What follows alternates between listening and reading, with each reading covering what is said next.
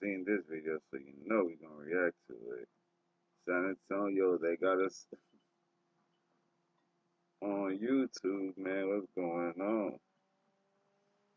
Check this shit out. San Antonio Motel rated for trafficking. Oh my god, and it's rated. Imagine being able to build an app with your name on it, just by thinking about it. Meet Base 44, a complete AI creation platform. Describe what you want. Low-key, I'm not surprised it's rated, though. I'm not. Why would I be? I've been at them hotel. The dangerous assessment response team is used to tackling nuisance properties. What is up, guys? Tyson Dela Cruz here. Thank you so much for rocking with me. This story shows exactly San Antonio, we got us one. See, this is why I come in and give y'all some San Antonio news. Shit. what happens when we allow these criminal operations to fester in our communities. Let me break down what happened during this massive multi-agency operation at Q-Bed Living Motel on Rittman Road. This wasn't your typical police response. This was a coordinated DART warrant involving multiple city departments targeting what they classify as a nuisance property. Just SAPD alone, in the past year, we've had thousands of calls to this location, anywhere ranging from assaults to sexual assaults to fights to disturbances. Thousands of calls in the past year from just one location. Think about that. This motel was generating more police calls than the entire neighborhood. We're talking about assaults, sexual assaults, drugs, fights, and disturbances happening constantly on one property. DART warrants are specifically designed to address nuisance properties with multiple calls and code violations. The fact that they needed this level of coordinated response shows how bad the situation has become at this motel. Some residents were still in their rooms when San Antonio police and other city departments arrived suddenly at the Cubed Motel on Rittman Road. This wasn't a legitimate motel operation. This was something a lot darker. Now, let me tell you about the most disturbing discovery officers made during this raid. Doors with locks on the outside designed to keep people trapped inside the rooms, or lock management from actually going into the rooms. A lot of our officers noticed that there's locks on the outside of the doors that have been modified to lock people in.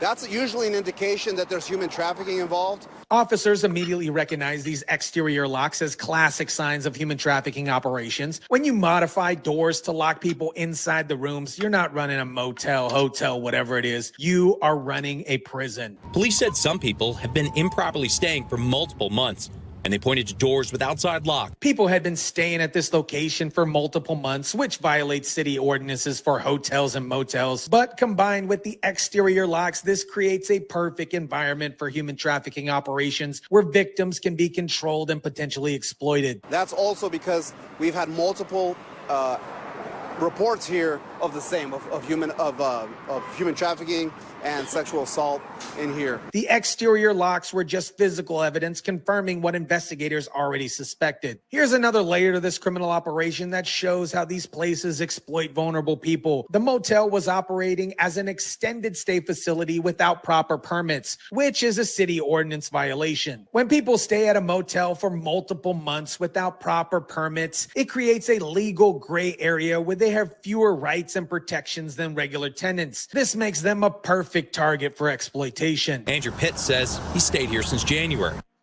Introducing the X-Tool Apparel Printer. It's the all-in-one solution for your apparel printing needs.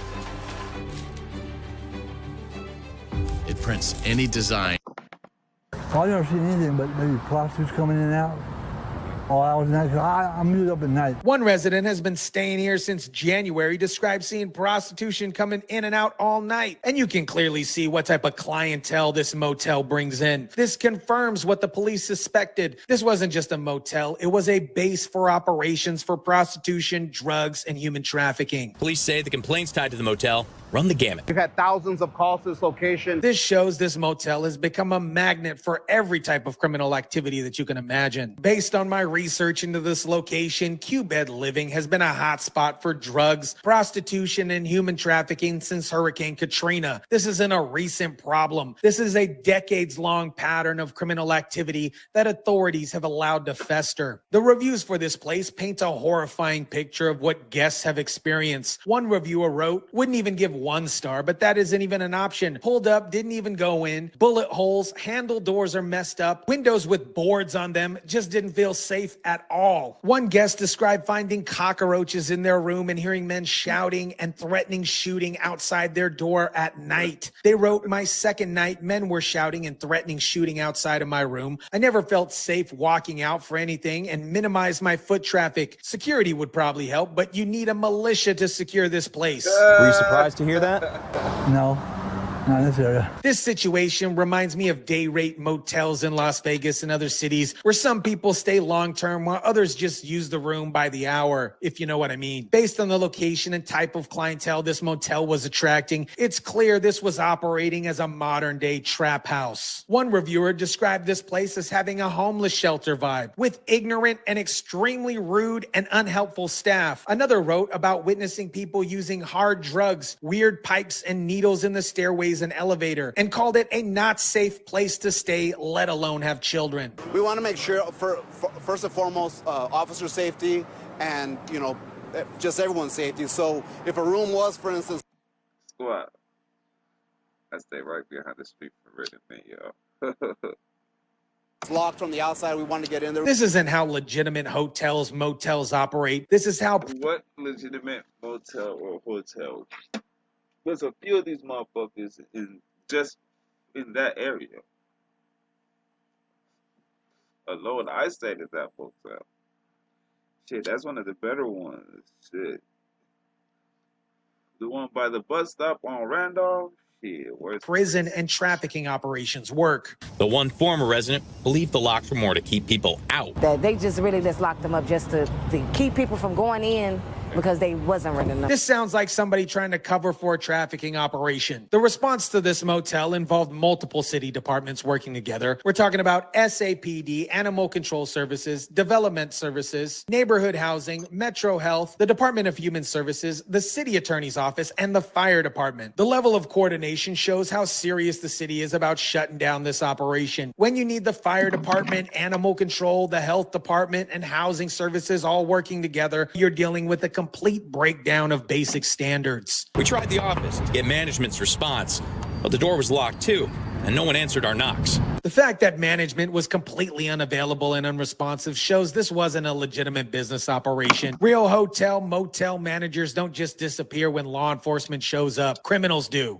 There are some that are being detained. As a matter of fact, we found multiple people that had felony warrants as well as misdemeanor warrants. Multiple people were found with felony and misdemeanor warrants, which shows this location was attracting people who were already involved in criminal activity. This wasn't just...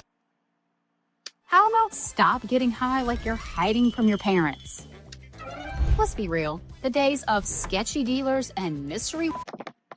a place where crimes happen. This was a place where criminals gathered. What happened at the Q-Bed Living represents a broader pattern of how vulnerable people get exploited in places that operate outside the normal oversight and regulations. These establishments prey on people who have nowhere else to go. The reviews I found describe a place where people are afraid to leave their rooms, where drug use was happening openly in hallways, where violence was a constant threat, and where basic safety and sanitation standards didn't exist. One reviewer wrote, "I do not recommend it. It is full of cockroaches. This place is dangerous with shootings and even deaths. There are as many thieves and the rooms are not in the best condition. They have mold and all kinds of problems. Sometimes even water goes out sometimes. It's a very stressful place." Another described it as one of the worst places I've ever stayed at, with people loitering around and conditions were not safe for children at all. This is what happens when authorities allow these operations operations to continue for years without proper oversight. They become a magnet for every type of criminal activity and exploitation. America, this raid on Q-Bed Living exposes the dark reality of how human trafficking drug operations hide in plain sight in our communities. For years, this motel generated thousands of police calls while operating with exterior locks designed to trap people inside their rooms. The reviews and resident testimonials paint a horrifying picture of a place where vulnerable people were exploited, where violence was constant, and where basic human dignity was completely absent. This isn't just a poorly managed motel. This is a criminal operation that preyed on society's most vulnerable. The fact that this continued for years after Hurricane Katrina shows how these criminal enterprises can become normalized in communities when authorities don't take decisive action. The exterior locks, the extended stay violations,